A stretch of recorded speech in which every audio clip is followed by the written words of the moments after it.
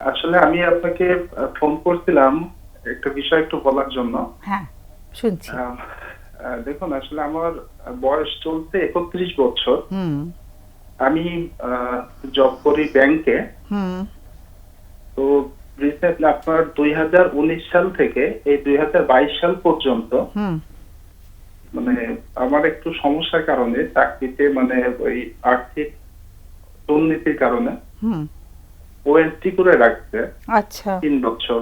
হুম। এই 3 বছর 22 সাল এখনো আছে ওই অবস্থায়। আচ্ছা।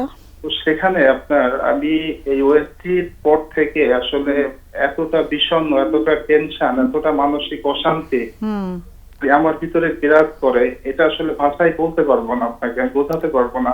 আচ্ছা। সাইকিয়াট্রিস্ট ডাক্তার মানে দেখাতে দেখাতে মনে হয় আমার ডাক্তারের ফাইল মানে অনেক হয়ে গেছে, মানে এমন কোনো ডাক্তার নেই যে আমি দেখাইনি। আচ্ছা। ওনাদের কাছে গেলে ওনারা বিভিন্ন ওষুধ দেয়, তো ওষুধ খেলে মানে আরো শরীর দুর্বল হয়ে যায়। হুম, আর রিসেন্টলি যে প্রবলেমটা আমার বেশি হচ্ছে, শরীর একেবারে অলস হয়ে পড়ছে। হুম, আমি মানে অফিসেও যেতে পারছি না, সারা দিন পরে ঘুমাচ্ছি।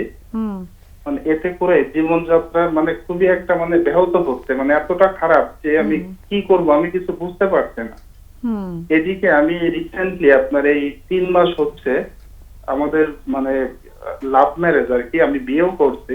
হুম, তো বিয়েটা করার পরে আমাদের মানে সংসারেও ওইটার একটা প্রভাব পড়ছে। ধরেন হুম। কোনো স্যালারি নেই, আমি ওএসডি হয়ে অফিসেই বসে আছি, আমি বাইরে গিয়ে কিছু করব সে পজিশন আমার নেই, আমার আত্মবিশ্বাসকে আমি হারিয়ে ফেলছি।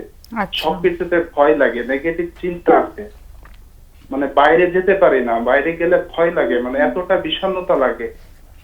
আর মানে মেডিসিন খেতে খেতে এখন আমি মেডিসিন মানে টোটালি মেডিসিন আমি এখন খাই না, কারণ এটা খেলে আমি আরো অসুস্থ হয়ে পড়ি। আর রিসেন্টলি যে অবস্থা মানে আমার বর্তমান মানসিক দিক থেকে এতটা খারাপ অবস্থা হুম, যে আমি কি বলবো, যে আপনার সাথে আমি এখন কথা বলছি তো আমার পালপিটেশনটা এত বেশি যে আমার হুম। হাতের তলা পায়ের তলা এটা অলরেডি ঘামা শুরু হয়ে গেছে। আহা। তা আমি এটা থেকে মানে কিভাবে বেরোতে পারবো? আসলে আমার তো এটা থেকে বেরোতে হবে, যেহেতু আমার বয়সও কম। কত হুম। বয়স এত কম আপনার এখন? বয়সে 32, আমার যদি এখন 32। এরকম একটা প্রবলেমের মুখোমুখি আমি পড়ি, হুম।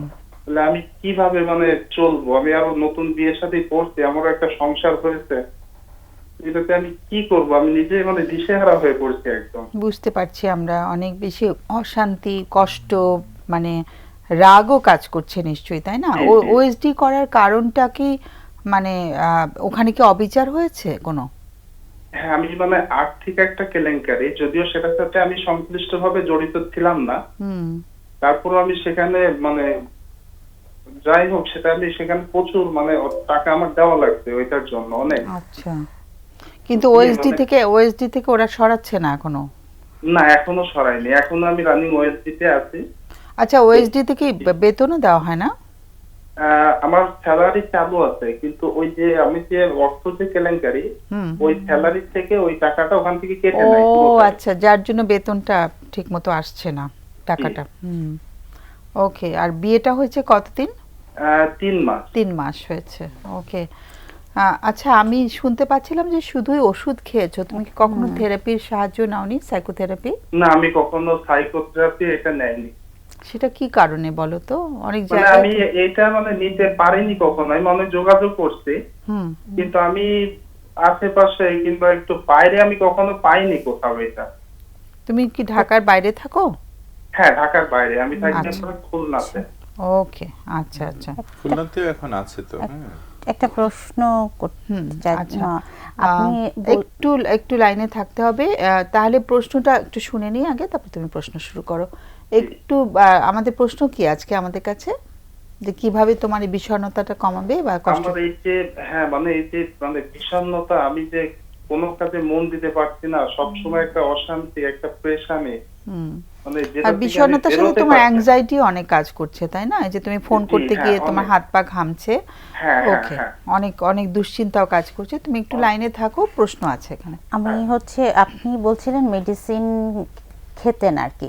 আপনি কি কোনো ডক্টরের সাথে পরামর্শ করে মেডিসিনটা বাদ দিয়েছেন নাকি না, আপনি আমি নিজে নিজে? আসলে ডাক্তারের সাথে পরামর্শ করে আমি মেডিসিনটা বাদ দেয়নি। দীর্ঘদিন যাবত মেডিসিন খেতে খেতে মানে এখন আমি আচ্ছা। আর আমি রিসেন্টলি কিছুদিন আগেও একজন দেখালাম খুলনায়। সাইকিয়াট্রিস্ট। তো উনি ওষুধ দিছিল, ওনার ওষুধ আমি 3 মাস খেলাম। আমি খাওয়ার পরে আমি সকালে ঘুম থেকে উঠতে পারি না, সারাদিন শুয়ে থাকি, ঘুমাই, আবার কখনো কখনো মোটে ঘুম হয় না। জি। সেই এই সিমটম গুলো দেখা দিচ্ছে, তো এটাতে আমি আরো সমস্যায় পড়ে যাচ্ছি, অফিসেও যেতে পারছি না। আচ্ছা আচ্ছা। খুবই অসুবিধায় পড়ে গেছে আসলে। শানুর প্রশ্ন আছে? হ্যাঁ, মানে আপনার যে ওভার থিঙ্কিং, মানে আপনি যেটা জিজ্ঞেস করছিলেন, মানে মাথায় প্রচুর নেগেটিভ ভাবনা আসতে থাকে, তাই না, যেগুলোকে জি, কেন্দ্র জি। করে মানে এই অবস্থা কতদিন চলবে, মানুষজন জি। জানলে কি হবে, আমার ফিউচার কি হবে, নানা রকমের বিষয়ে মানে ওভার থিঙ্কিং থেকেই প্রচুর অ্যাংজাইটি হয়, রাইট? জি, জি, জি। সো আপনি নিজে এটাকে ম্যানেজ করার জন্য ধরেন আপনার কোনো হেলদি প্র্যাকটিস, যেমন আপনি খুব এক্সারসাইজ করেন, হাঁটাহাঁটি করেন, খেলাধুলা করেন, এরকম কিছু অভ্যাস আছে আপনার? জি না, আমার তো এরকম কোনো মানে নেই, মানে অভ্যাসটা নেই। রাইট। আমার মনে হয়, যাই হোক, আমি আমরা এটাই আলোচনা করি আলোচনা কেমন? করব পরে। জি। আমাদের সবার অনেক সহমর্মিতা রইলো, হ্যাঁ, বুঝতে পারছি যে আর নতুন বিয়ে করার পরে তো একটা মানে খুব মনটা ভালো থাকার কথা, কিন্তু হ্যাঁ। জীবনটাই এমন ভাবে গতিটা হারিয়ে ফেলেছে জি, যে জি। কোনো কিছু ভাল লাগছে না, তাই না? এবং ওষুধ খাওয়ার না, ফলে তো আরো বেশি হ্যাঁ। মানে হয় না যে একটু একটু স্লো হয়ে যায় আমরা, হ্যাঁ, ব্রেনটাও জি, একটু জি। স্লো হয়ে গেছে হয়তো। একটু থেরাপি সাহায্যটা নেওয়া দরকার ছিল। আমার জানা মতে খুলনায় একজন ক্লিনিক্যাল সাইকোলজিস্ট আছেন, ওই যে ওয়ান স্টপ ক্রাইসিস সেন্টার আছে না, ওখানে একজন ক্লিনিক্যাল সাইকোলজিস্ট কাজ মেডিকেল করে কলেজে। খুলনা মেডিকেল কলেজে, কেমন একটু আমার মনে হয় সেখানে গিয়ে একটু থেরাপি নিলে ভালো হয়। আর ঢাকায় তো অবশ্যই অনেক হেল্পের ব্যবস্থা আছে, কারণ এই আমরা হয়তো অন্য অসুখ হলে ঢাকায় কেন, আমরা অন্য জায়গায়ও চলে যাই, তাই না? কিন্তু জি। মনের অসুখের জন্য কোথাও আরেকটা জায়গায় যে চিকিৎসা গ্রহণ করব, সেটা হয়তো আমরা চিন্তা করি না, যার জন্য কিন্তু আমরা এই প্রোগ্রামটা করছি, যে মনের অসুখটাকে জি, জি। আমাদের ভীষণ গুরুত্ব দিতে হবে। আমাদের জীবনটা একদম অন্য ধারায় নিয়ে যায় কিন্তু মানসিকভাবে জি, ভালো জি। না থাকলে, তাই না? শরীর ভালো থাকলে কোনো লাভ হচ্ছে না কিন্তু। ওকে, অনেক অনেক অনেক ধন্যবাদ ফোন করার জন্য আমাদেরকে। সো কে আগে বলবে? আমি যেটা নিয়ে কথা বলছিলাম, যে আমাদের যে কোনো মানুষেরই মানে ওনার মতো বাস্তবতার বাইরেও যদি আমরা চিন্তা করি, মানে অ্যাংজাইটি হয় প্রতিনিয়তই, এবং অ্যাংজাইটি থেকে এক ধরনের স্ট্রেস রিয়াকশন, বডির মধ্যে ভীষণ খারাপ লাগে, ওনার যেমন সোয়েটিং হচ্ছে, নানা রকমের প্রবলেম। তো এগুলোতে এই যে ওভার থিঙ্কিংগুলো আমরা যদি প্রকাশ করতে না পারি, উনি যদি শুধুই মেডিসিন খান, ঘুমিয়ে থাকেন, কিন্তু ওনার ভেতরের ওরিগুলো মানে অ্যাংজাইটিগুলো উনি প্রকাশ করতে পারছে না, শেয়ার করতে পারছে না, একটা তখন কিন্তু আমি জাস্ট মাঝখানে কথা বলি, একটা লজ্জার ব্যাপারও কিন্তু হয়েছে, হ্যাঁ। তাই না? একটা কেলেঙ্কারির মধ্যে Right. জড়িয়ে মানে যাওয়াটা এটা যদি কিন্তু, কাউকে- যেটা আমাদের মানে কার সাথে ট্রমার, বিশ্বাস করে কার সাথে কথা বলবো হ্যাঁ, আমি, কেউ আমাদের যে যদি ট্রমার ট্রেনিং হয়েছে, উনি দুটো ব্যাপারে আমাদের সবচেয়ে বেশি কষ্ট হয়, একটা হচ্ছে বিট্রিয়াল আর একটা হচ্ছে তোমার শেম। তার কিন্তু শেম হয়েছে, মানুষের কাছে কিন্তু ছোট হয়ে গেছে সে, এটাও কিন্তু ভেতরে একদম গেড়ে বসেছে জিনিসটা। এই ব্যাপারে থেরাপি তো হয়নি কোনো, মানে ওই জন্যই থেরাপিস্টের প্রয়োজনীয়তা বেশি, যে যাদের কাছে আমরা মানে মন খুলে মানে কথা বলতে পারবো, এবং থেরাপিস্টরা মানে বাই ল তারা প্রত্যেকটা জিনিস কনফিডেন্সিয়াল রাখতে বাধ্য, রাইট? এবং একই সাথে লাইফটাকে কি করে সুন্দরভাবে আবার সাজানো যেতে পারে সেই জায়গায় ওনারা হেল্প করবেন। সো আমি আপনাকে একটা সাজেশন জাস্ট দিব, যে আপনি খোঁজেন যে আপনার লাইফে ছোটবেলায় এমন কোনো অভ্যাস ছিল যেটা আপনাকে ফিজিক্যালি ভীষণ অ্যাক্টিভ রাখতো। কেউ যেমন সুইমিং করে, কেউ ক্রিকেট খেলে, কেউ ফুটবল খেলে, কেউ হাঁটাহাঁটি করে, কেউ হয়তো সাইকেল চালায়।